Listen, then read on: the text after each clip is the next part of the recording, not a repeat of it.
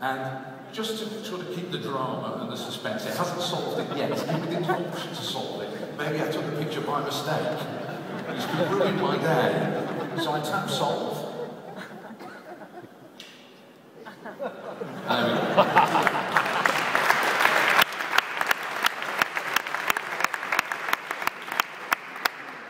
Again, getting easier and easier to use cloud computing. And if you do, if you make a mistake early on in the Sudoku, it can be really frustrating. So do use goggles, and I'd say that's free in the App Store.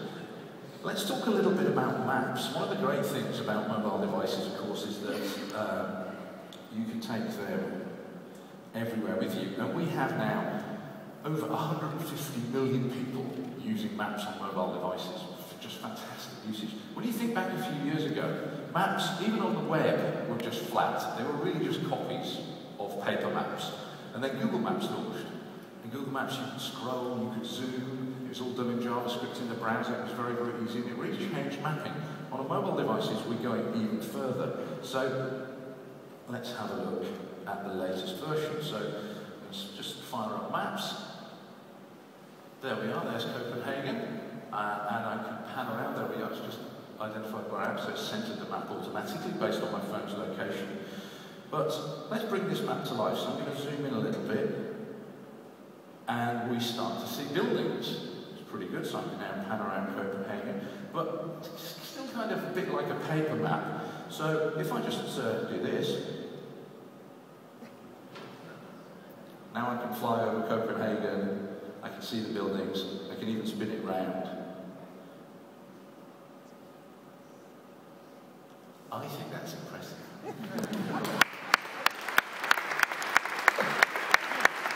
That's happening in real time now. That's happening in real time on the phone. And those are all vector maps. So all the information is very, very compressed. The data usage on that is very, very low. We've introduced caching into maps. So now, if you lose your connection, you still get your route and your route planning all the way to your destination. So lots of improvements coming.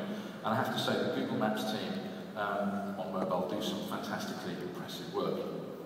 Now finally, I'm going to show you a little bit of translation. Machine translation is something that we've been doing for a long time at Google. On the web, you can translate between 51 languages. So very, very easy, and even if you're using a browser like Chrome and you visit a foreign language website, it will say, well, this site is in French or Italian, would you like to translate it? And we're improving that technology all the time.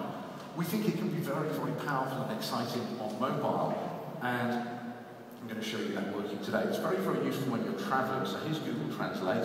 So, like many right-thinking people, I love Italy. But again, and I keep coming back to it, I apologise, lousy British education, I can't speak any Italian. So I love going to Italy, but I can't speak Italian, so with Google Translate, life becomes a lot easier. I can do something like this. How long will it take to get to the airport in a taxi?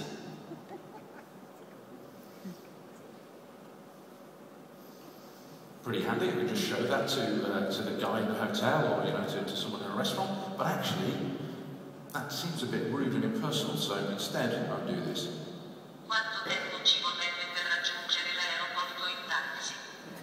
Pretty handy.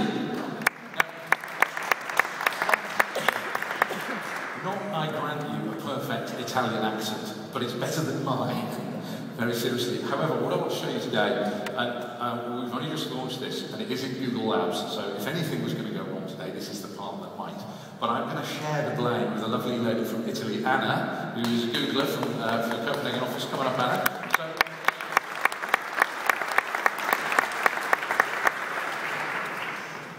Down at the bottom of the screen, we have got conversation mode. You see it just down there. Hi Anna, how are you? I'm fine. Good. Okay, so Anna is a native of Italy, so speaks perfect Italian, unlike me.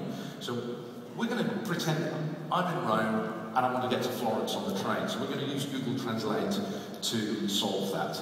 So first of all, I want to find out what time the last train is, because I'm having a great night in Rome. And I want to enjoy every minute. What time is the last train to Florence?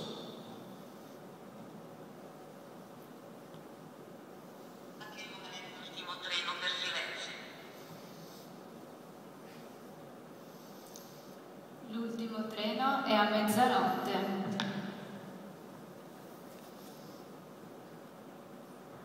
So it didn't quite work there, and I'm going to correct it. L'ultimo treno è a mezzanotte. Okay. The last train at midnight. I would like 3 single tickets, please.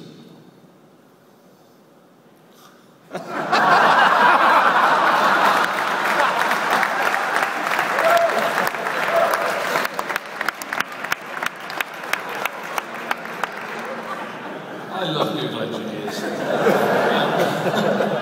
Okay, let's try that one again. Do I type red or green?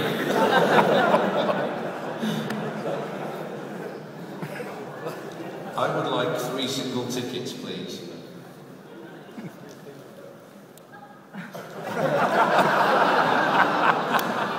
Okay, can you drop my mic? Fade my mic down, please.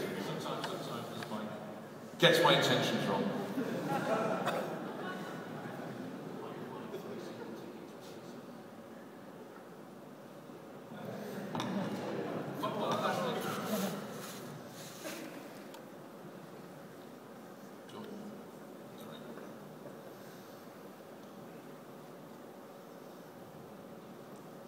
I'll let her respond now.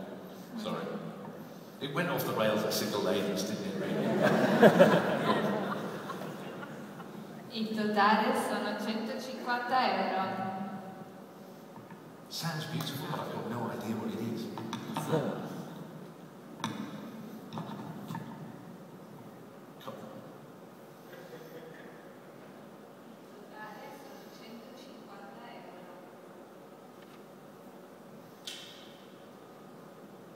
Total 150 euro. 50. Here is my credit card. Ecco la mia carta di credito. Grazie, goditi Firenze. Senza joyful words. Brilliant.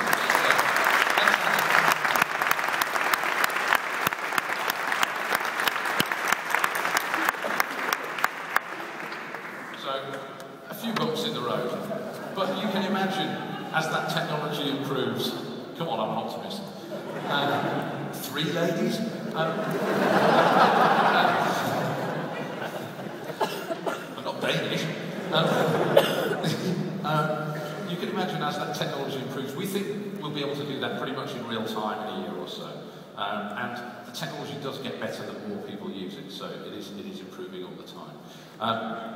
And there's obviously, I think, it's obvious to everyone, lots and lots of opportunities when that kind of thing becomes possible and commonplace.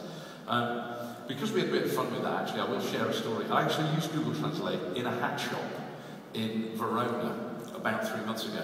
And we used it to conduct the transaction. And right at the end, the Italian guy who spoke no English spoke into the phone for what seemed like 20, 30 seconds and hit translate, and it came up with, "This technology is amazing. Now there is no reason why I cannot get a Russian mail order wife."